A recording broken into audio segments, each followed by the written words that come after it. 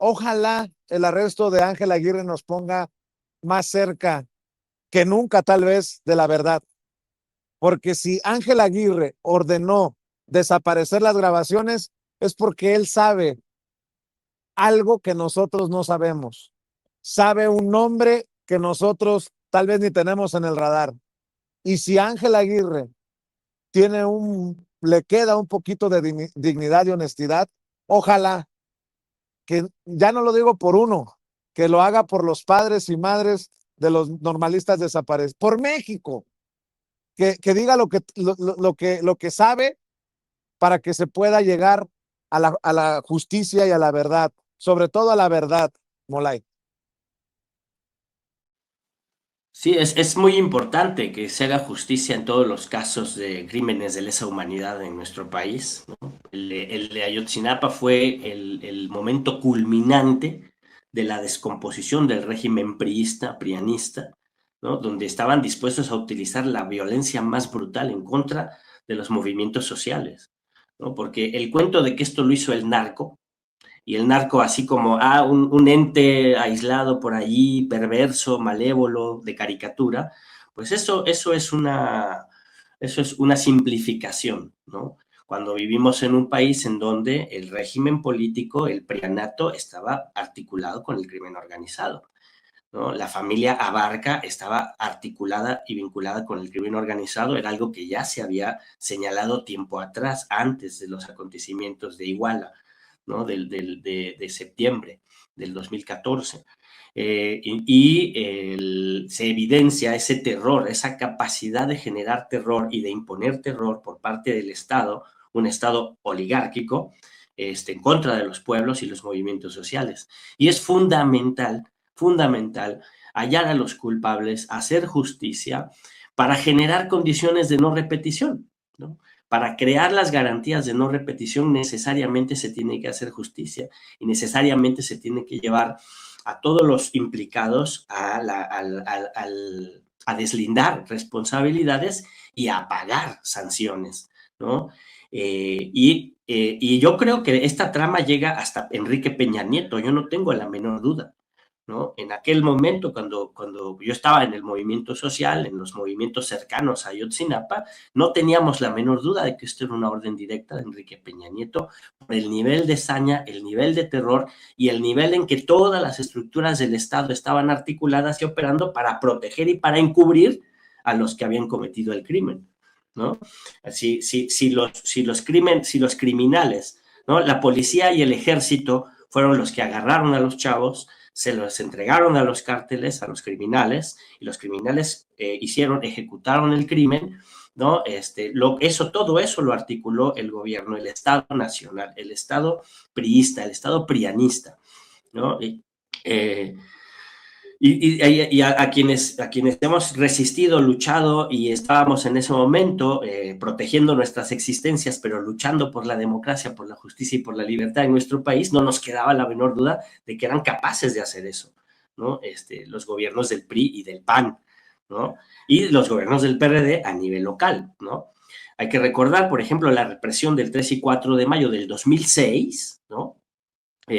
Fue una articulación entre el gobierno federal, que estaba gobernado por el PAN, el gobierno local, que era del PRI, y el gobierno municipal, que era del PRD. Y se pusieron de acuerdo los tres niveles para llevar a cabo la represión brutal del 3 y 4 de mayo del 2006, donde hubo violaciones, donde hubo torturas, donde hubo la detención arbitraria, primero desaparición y luego detención arbitraria de 207 personas, más de 200 personas, ¿no? Y luego eso fue increciendo en Oaxaca, ¿no? Fue increciendo en Nochistlán, ¿no? Cuando me refiero a Oaxaca me refiero a la lucha de la APO en julio del 2006, de mayo a septiembre, noviembre del 2006, ¿no? Pero luego vino la represión contra la reforma, cuando fue la lucha contra la reforma educativa, la brutal represión en Nochistlán, ¿no? Donde asesinaron a varios profesores, ¿no? Y luego eso fue increciendo con diferentes cosas extrañas que pasaron que se le atribuían solamente al crimen organizado, como en Metlatono ahorita se me acaba de escapar otro caso muy importante, ¿no? Y después ya vino lo de Ayotzinapa, ¿no? Que ya fue el momento más brutal de la represión y del terror en contra de los movimientos sociales. No es un tema solo del crimen organizado, es un tema de cómo el Estado se comportaba con los movimientos sociales y cómo en la desesperación, porque había una decadencia, una descomposición del régimen político y económico, un fracaso absoluto del neoliberalismo, en la desesperación por la ilegitimidad y por el ascenso de los movimientos sociales, lo mejor que se les ocurrió fue dar un golpe brutal, que fue ese golpe contra los estudiantes normalistas de Ayotzinapa, ¿no? Eso se llama pedagogía de la crueldad, ¿no? Y por eso es fundamental ir hasta el último de los que estén vinculados con este crimen y atrapar, capturar y demostrar su implicación y hacer justicia hasta los altos mandos de este crimen. Creo que falta mucho, mucho por hacer, porque seguramente hay una buena parte de los implicados que todavía son intocables, ¿no? En términos de el poder fáctico que tienen, económico, político y militar, tal vez, ¿no? Pero es una muy buena noticia que se empiece a avanzar en la línea de no permitir la impunidad y a nivel internacional, a nivel global, también se tiene que avanzar para que no haya impunidad y tarde o temprano los Netanyahu, los Trump, los Peña Nieto, los Aguirre Rivero estén en las cárceles, tras las rejas y haya justicia para los pueblos del mundo, desde Gaza hasta Ayotzinapa. Este es un caso que a mí me duele mucho, precisamente al pensar en la lucha, una lucha que tú encabezas, una lucha por la que Molay también, si usted no lo sabe, en algún momento fue encarcelado injustamente, a él le fabricaron un delito, a Molay, y precisamente, si no me equivoco, fue en tiempos de Peña Nieto, ¿no, Molay? Sí, a mí y a 200 personas más. Fue en la represión de Atenco, con Peña Nieto en el gobierno del Estado de México y con Vicente Fox en el gobierno federal, todavía. Es una lucha que duele, Moley, por lo que en algún momento nos llegó a comentar aquí en Sin Censura el periodista Francisco Paco Cruz, que estamos a años luz de precisamente resolver el caso Ayotzinapa. Para ir cerrando, ¿qué opinas de esto? ¿Crees que a pesar de que, bueno, pues ya tenemos a Ángel Aguirre en la cárcel, acusado de supuestamente ordenar la destrucción de ciertos videos, si de pronto soltara la sopa, ¿crees que todavía estaríamos años luz de resolver el caso Ayotzinapa? Yo creo que estamos todavía lejos porque hay una fuerte tendencia, una fuerte corriente que está dentro de la Cuarta Transformación que encubren la participación del ejército, ¿no?